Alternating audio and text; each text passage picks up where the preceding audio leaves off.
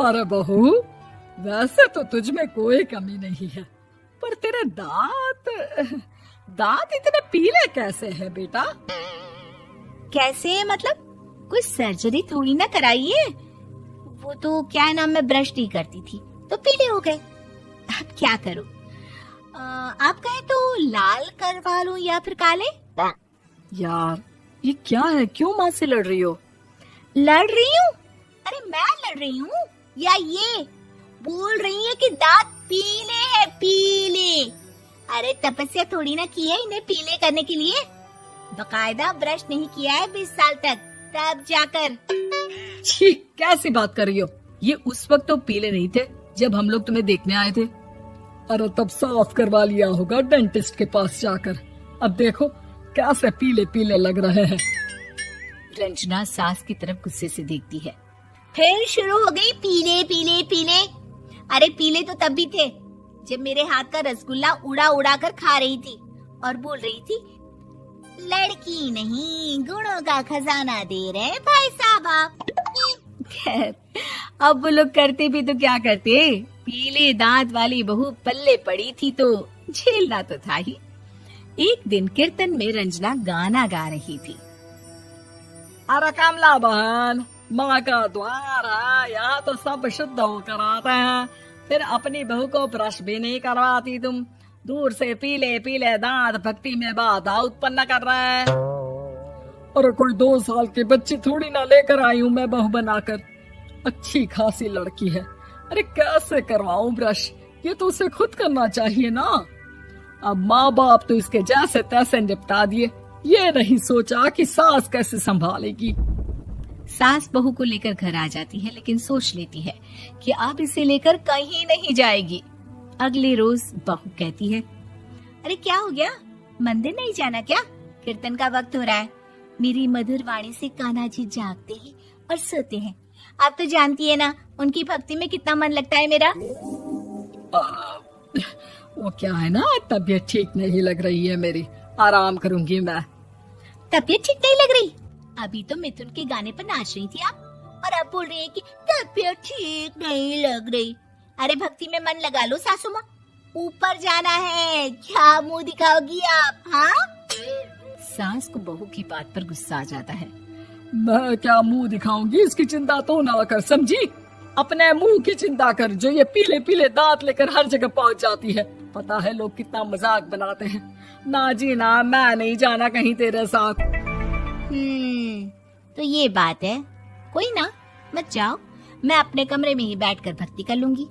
ऊपर वाला दांत थोड़ी ना देखता है, मन देखता है, भावना देखता है।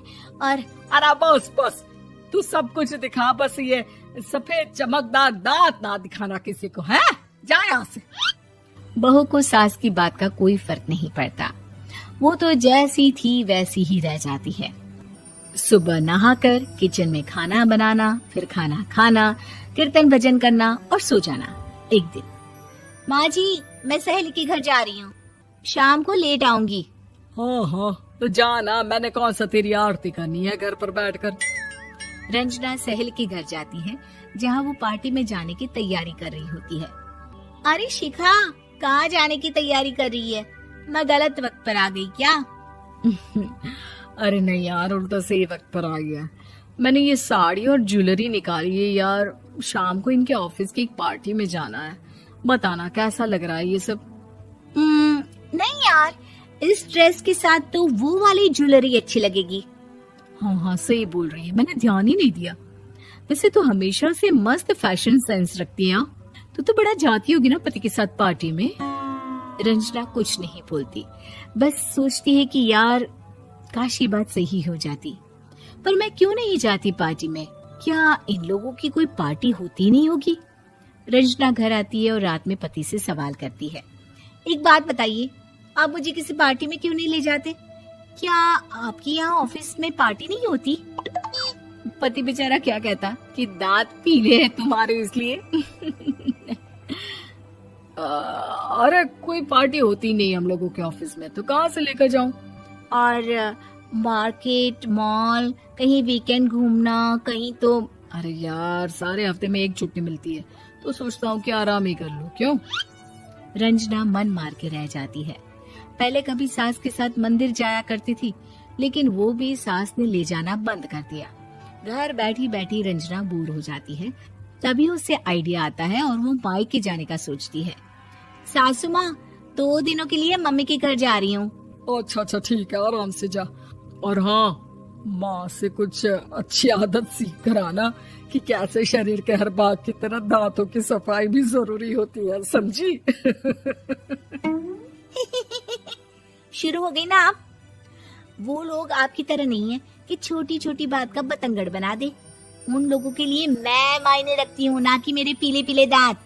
रंजना माँ को बिना बताए उन लोगों को सरप्राइज देती है, लेकिन जैसे ही वो दरवाजे पर पहुंचती है, अंदर देखती है कि घर वाले कहीं जा रहे होते हैं।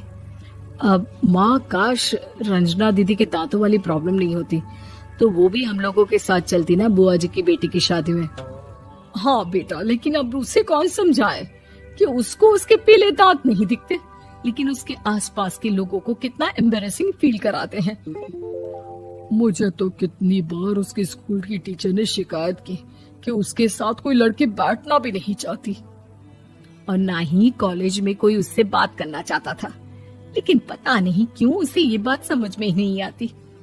कोई कमी नहीं है उस लड़की में, बस यही कि दांत पीले हैं।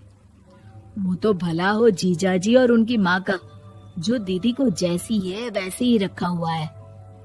रंजना को अपने घर वालों की बात सुनकर बहुत दुख होता है। वो सोचती है कि वो क्या करे, लेकिन फिर वो सीधा डेंटिस्ट के पास जाती है, अपने दांत चमकाती है और कसम खाती है कि वो रोज ब्रश करेगी। अरे क्या हो गया, तुम तो 2 दिनों के लिए गई थी ना, पर कोई ना, अच्छा है, चलो आ गई तो।